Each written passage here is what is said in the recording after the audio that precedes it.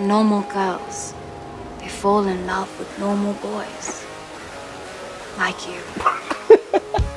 Nobody's ever seen you before. And no one knows what you look like. Oh, shit.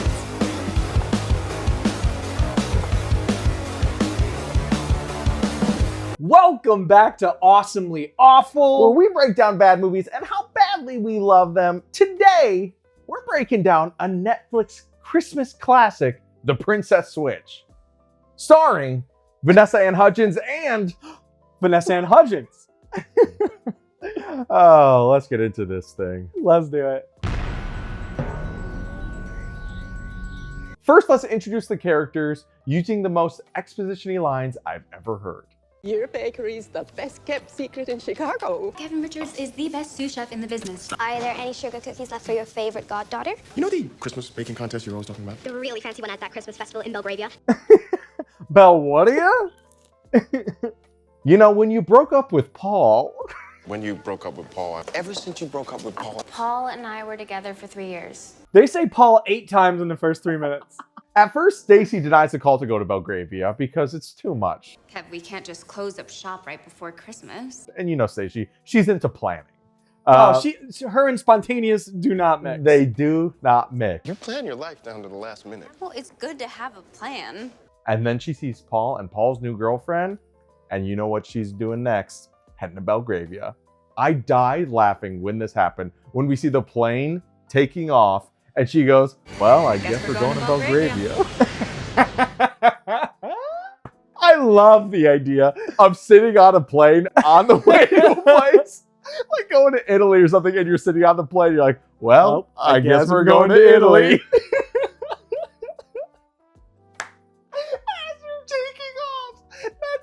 Everybody should be doing that. Everyone should be doing that. I just couldn't believe that 2 minutes into this movie, we've already got an invite to Belgravia.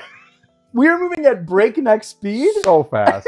My neck So is fast. broken. We're moving at breakneck speed. Yeah, so they get to Belgravia, and at this point, you're like, all right, I'm ready for the Switch already.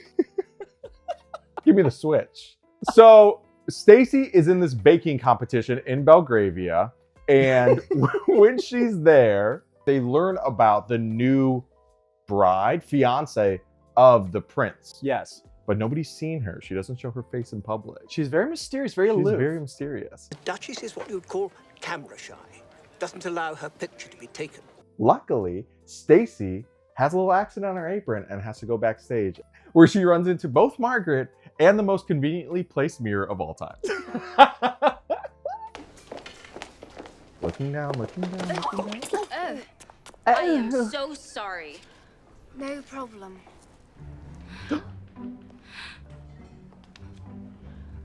And both.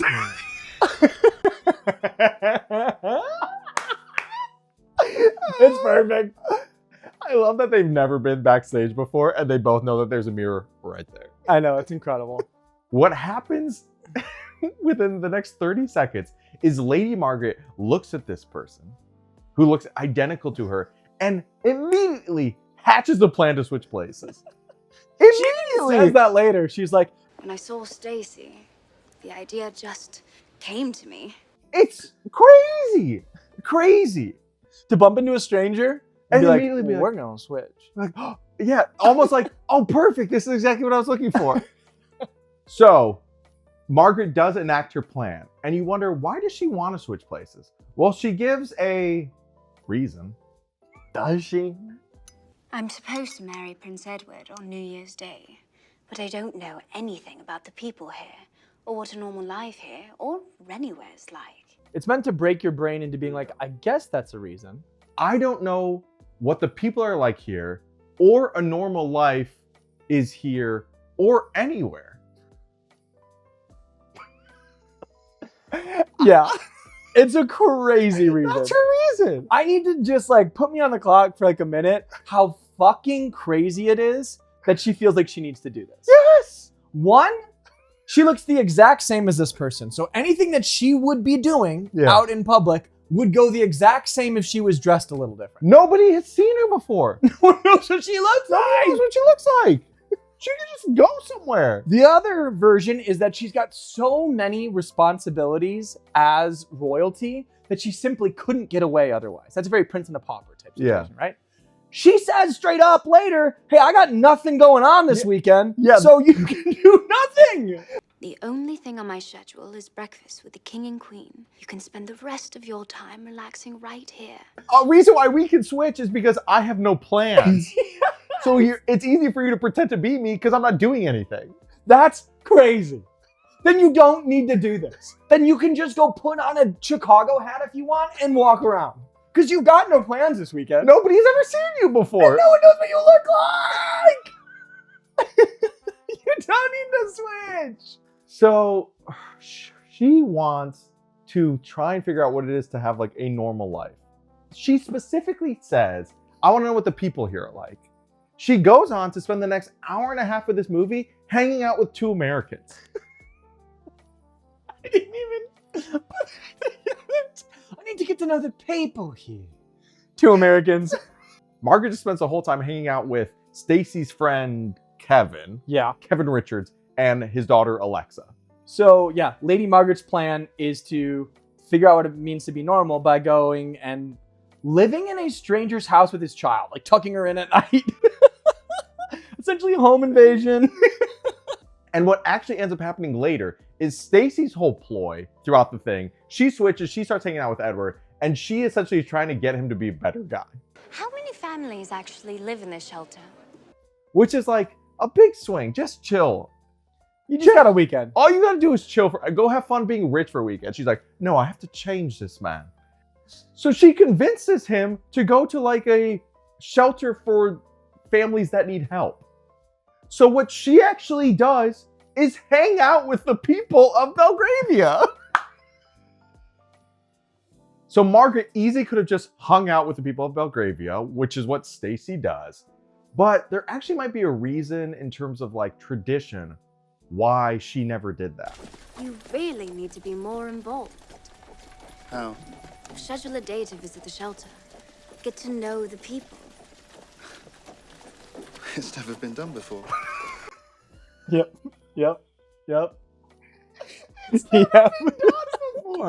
It's a seeming like a family government funded institution. Yes. That's like a big part of what they do. Yes. It's never been. It's never been done. We simply have never talked to the common people before. We've never stepped foot in there. I'm not even entirely sure it exists. Both Margaret and Stacy, their like wants and who they are as characters are like so blended. Yeah. One of them isn't like the crazy, chaotic, morally loose one. Mm-hmm. And the other one is like the morally ambitious, good-hearted one. No, they have the exact same heart. Yes. The only difference is one of them is spontaneous, the other one's a plan. But do you know what's crazy about that? You know what drives me fucking crazy? It's like an hour in, the one that isn't spontaneous, this is like towards the end, Prince Edward is working too much, and she's like, you don't need to work so much. That's not what life is about. Like, you're the... No! That's not the one that you are! Edward should be telling you that. Yeah! That's yours! No! You're the one that has a problem with spontaneity. You don't get to say that in this. Otherwise, my brain breaks. And it's not even delivered in a way where it's like, oh, you work hard. That's like me, and I should. She doesn't even have the moment of saying it, realizing that that's what she needs to hear. Exactly. Yes. And She just says it like she's always known it. No!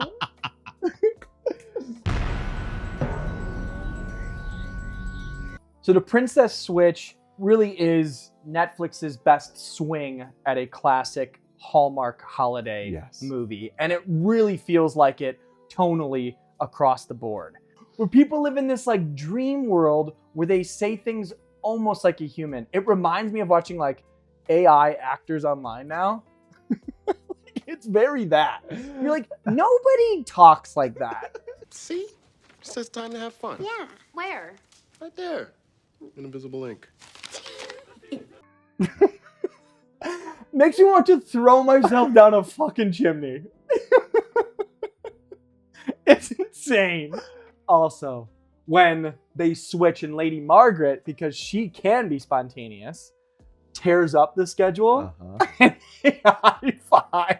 Oh my God, it's so funny. And it's so Hallmark. Yeah, it's so Hallmark. So hokey. So hokey, so on the nose. Yes. Shortly thereafter, when there's no schedule and they're having fun, they spontaneously have a snowball fight. Oh, it's brutal snowball fight. Brutal. And them falling on each other. Falling and pushing each and other. laughing. Oh. Falling and laughing. Oh.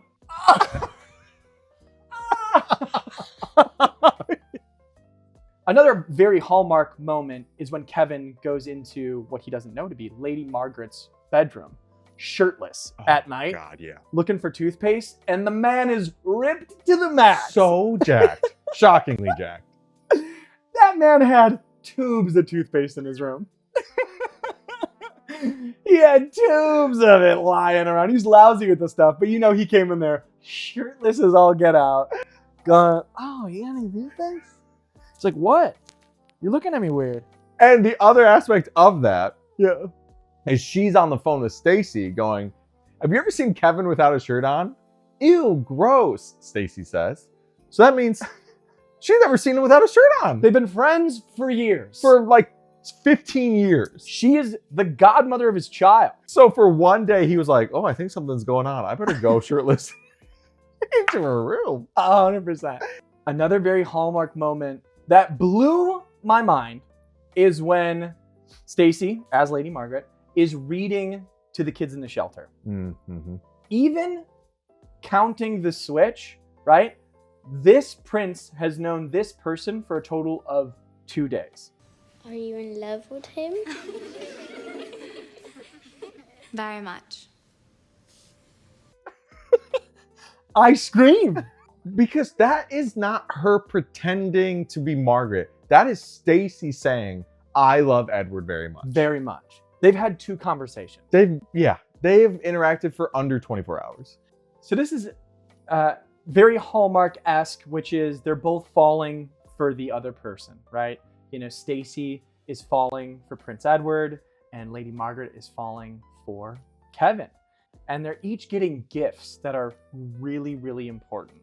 In fact, Prince Edward just gave Stacy like this royal emblem that was handed down for generations, like 300 years, that's like worth probably an unfathomable amount of money.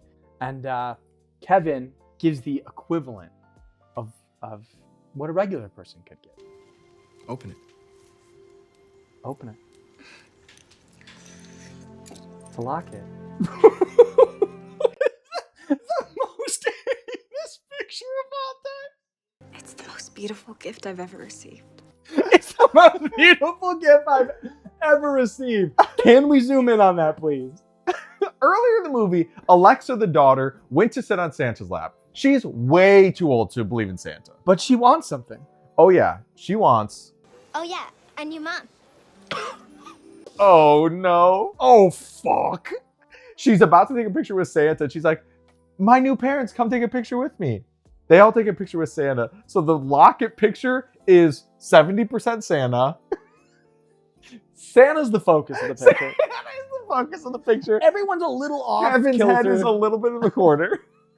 It's so fun. It's mostly Santa. This gift should have been for Santa.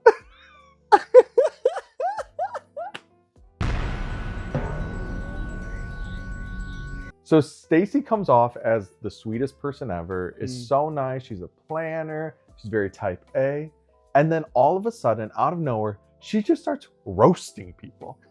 She's so good at roasting people that Kevin's daughter, Alexa, actually has a line that I fully disagree with. You never burn anything. Yeah, I don't think so. What a setup.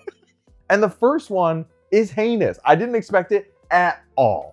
I'm so excited. She sees her rival from cooking school and it goes from 0 to 60 real fast. Oof. 0 to 350. Stacy and I went to the Cordon Bleu together. Yeah, Brianna was really close to some of the faculty. They knew I had talent. Oh yeah, like when you sauced Professor Kendall's berries? Oh, shit. Whoa. Whoa. Just so we're clear, to follow the metaphor, I mean suck his balls? Yeah. Sure does. sure does. Yeah. Well, we all know you suck professors' balls. Holy shit! Alexis, There's a child here. I know. Maybe Brianna deserves to be burned like that. But most of her burns, she saves for her best friend, Kevin. Oh, burn victim number 1. Kevin can be so immature. He's very endearing. Kevin is like a puppy. If you're nice to him, he'll follow you anywhere. Oh, Horrible. oh, that's so mean. Makes her look horrible. That's such a mean thing to say about Such your a friend. mean thing. And they actually kind of confirm it in the movie. The other one, when Margaret says to him, like, I really enjoyed spending time with you. It's the little moments. Yeah. And he goes, That is the nicest thing you've ever said to me.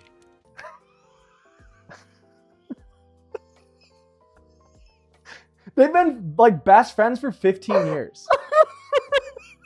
She fucking hates Kevin. Oh, that's so mean. He's so mature. Yeah, if you just treat him nice, he'll follow you around. It's like a little dog. It's like leaving little scraps of cheese and he goes nuts. If he ever even tried to take his shirt off around me, I look away and I gag. No, Edward's really special. He's thoughtful, he's kind. Your friend Kevin's the real prince. No, Kevin's just Kevin. Kevin's just Kevin. Because what they're trying to do with the movie is make it that like the other one couldn't possibly see how the other is like a romantic viable option. Yes. But it's like, make these two, Stacy and Margaret, different so that they're attracted to different things. Yeah. Not that like one of them hates their best friend.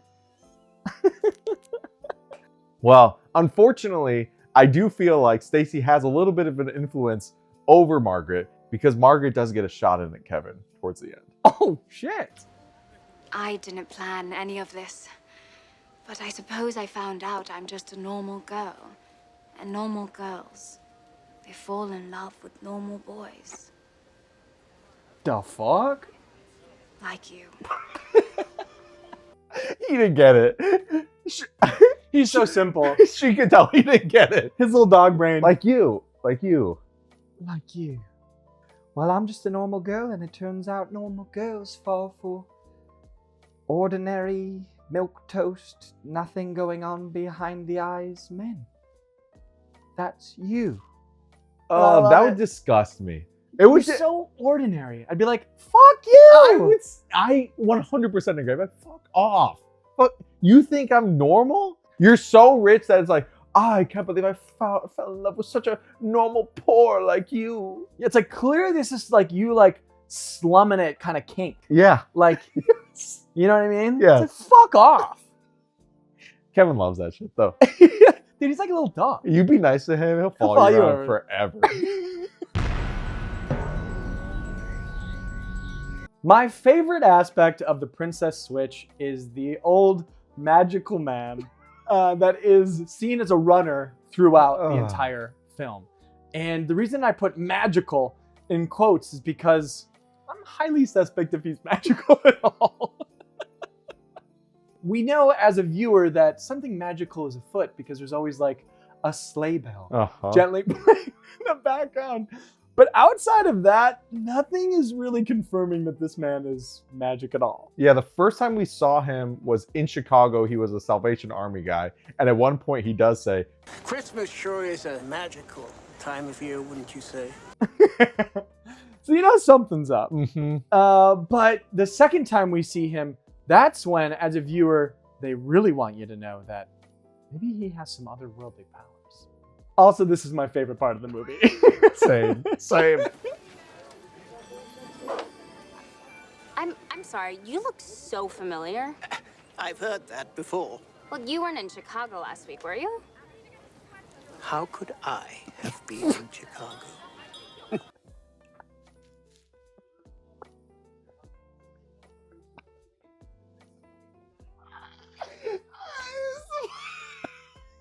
I was in Chicago last week. We literally could have been on the same flight.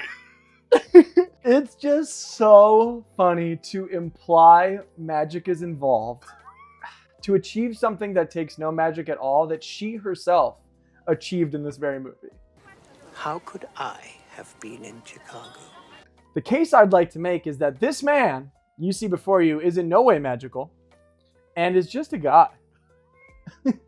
Just being a little weirdo. Oh, this is what it was. She was nice to him when he was a Salvation Army guy. And when you're nice to this guy, he'll follow you around like a dog. So like they're painting ornaments, he pops up, says something about love. They get into a situation where they're both in the same toy store. Oh no! He shows up in the nick of time to distract them and say, "My car needs fucking petrol! It needs it now!" On a square in town, you had one of those booths. How could I? I've been at the booth. The moments he interacts with them, he hardly ever has a tangible impact. He doesn't do anything. In fact, here's a good example of him doing absolutely nothing. Thank you. May I just say so? The two of you make a fine couple. It's very kind of you. Yeah, he's just a creep. He's just a creep who he's just enjoying himself.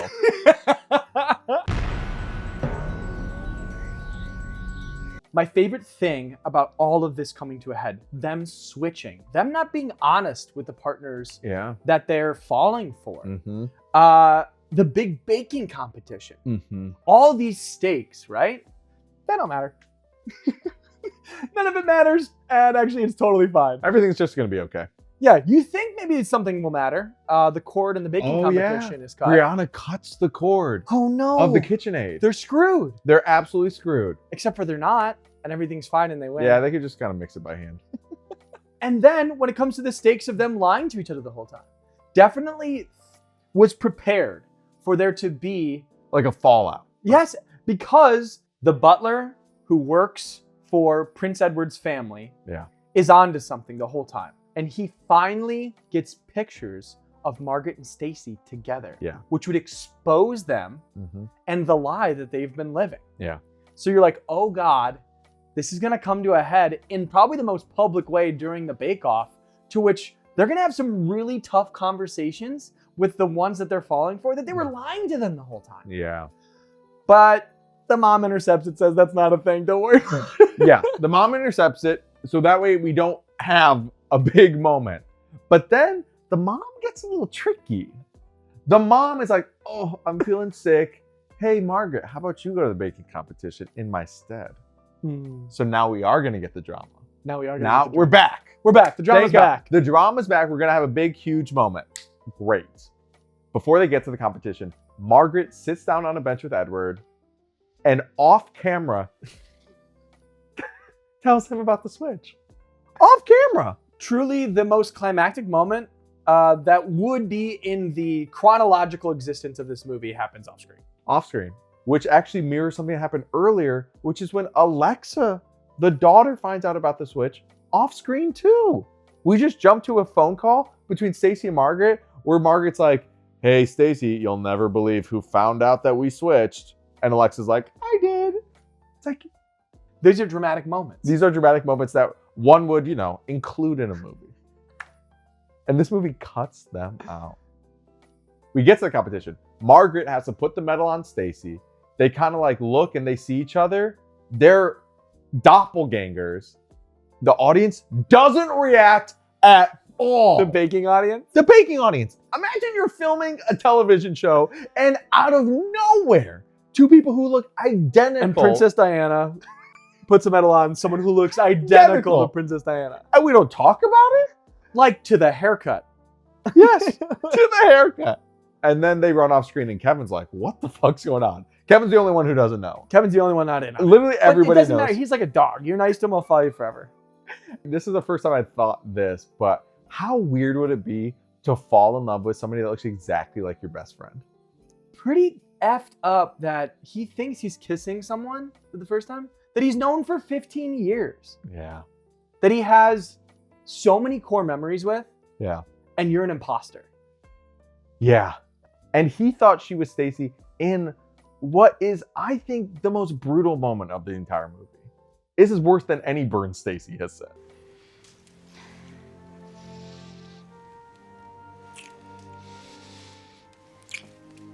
Something wrong?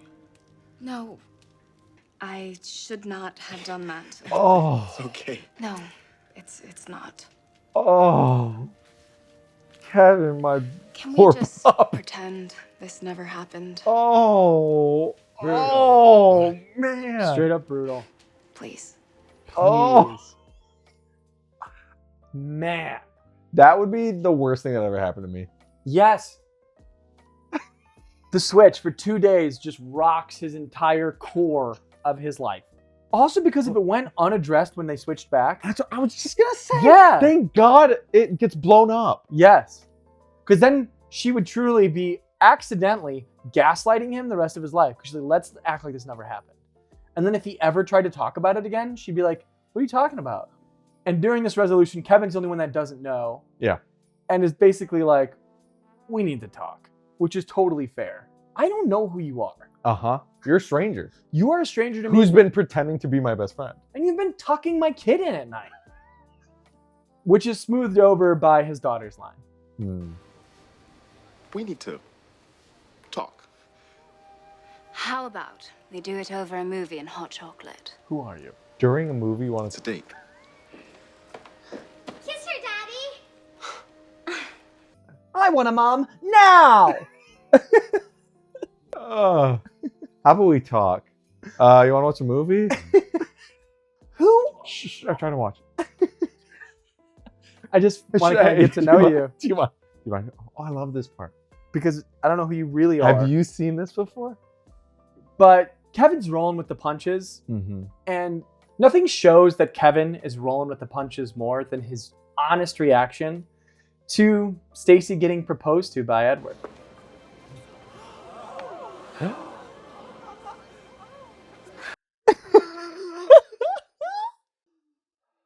Of course I'll marry you.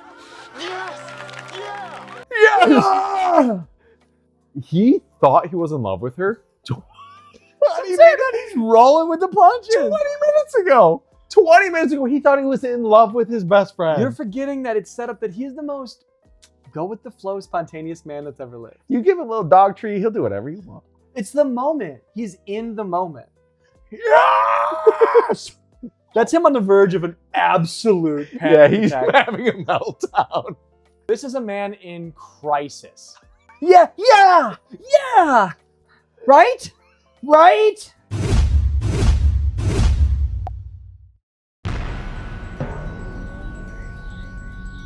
Lady Margaret is taking the place of Stacy in A Princess Switch, and I think the jig should have been up immediately based on how she approached the secret handshake that Stacy and Kevin's daughter know. Secret handshake? Yike. Uh-oh. Oh. Crazy. You can guess step one. If you do this to me, right? You can guess step one, It's this. right? Instead, she goes, secret handshake? That's hilarious on its own, okay? The funnier part is that she nails the She crushes it. Hey! Crushes it. starts up and then hits everything. Yeah. So funny. Crazy. This is where reality breaks in the PSCU, and where I wish they'd up the magical realism with the magical man. This is true magic. Want to watch a Christmas movie? Sure. Which one? The one with Santa. They don't have Christmas movies in Belgrade. Stace, they all got Santa. She's never heard of Christmas Right, movies. then you choose. This one. Ooh, your favorite? No, it's your favorite. Last year's big Netflix Christmas hit has entered the chat. The best part of the whole thing is the next time we see them watching the movie, they're in tears at the end of it. They're moved. They are moved. For them to like be saucing their own berries so hard that when they cut back, they're like weeping because it's so good. They say it's her favorite movie. He says it's your favorite movie. This is my favorite line delivery in the whole movie. Yes, sweetheart? You're a real princess now, aren't you? She is indeed. You're a real princess now, aren't you? Hey, girl, this is a big moment for the two of us. Go back to your mom. I love how it happens in front of everybody. In front of Everyone's quiet. everybody. Here's how I think it should have gone down. You ready? You can be Stacy. What?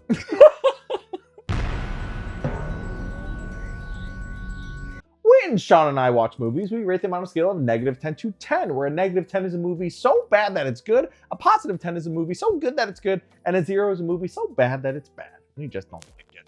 Sean, what would you give The Princess Switch? So with The Princess Switch, I think that this is a really good movie to watch with a group around the holidays. I think it really hits the sweet spot of the plot is so surface level, the characters are so surface level, that you can truly talk over it the whole time. Yeah. Nothing spectacular, but also just a nice one to have on in the background when you're hanging out with friends, which is why I will give it a -5.5. Oh, I was going to say almost the exact same thing, word for word. The only additional aspect is one of the fun things about this is it's the first of a trilogy. Yes. Which I think on its own is going to be a little bit more. I'm actually going to give this a -6. That's so fair. Because one of the best things about this is that in the future, there's more Vanessa Hudgens. There's more Vanessa Hudgens. And isn't that what we all want? Isn't that what we want? More of her to come on screen to get switched up? So thank you so much for watching this episode of Awesomely Awful Princess Switch. You can watch an ad-free version of this episode and future episodes on our free Patreon. You can also watch ad-free versions of We Fix Twilight, which are on YouTube, but also ad-free on our Patreon. Our Patreon is also where people were able to select this movie in a poll. So head over there if you want to maybe have a little bit of influence on what we do in the future. Now, this was the only time that it was a North Pole, but in the future there'll be regular poles. You think that'll make the cut? No. Well, signing off, I'm Sean Coyle. And I'm Waleed Mansour. See you next time and have a great holiday. I'm Sean Coyle. Lady of Chicago. I am a Chicago lady. God, I would kill to have that Chicago hat. But how could I have been in Chicago? A plane, a boat.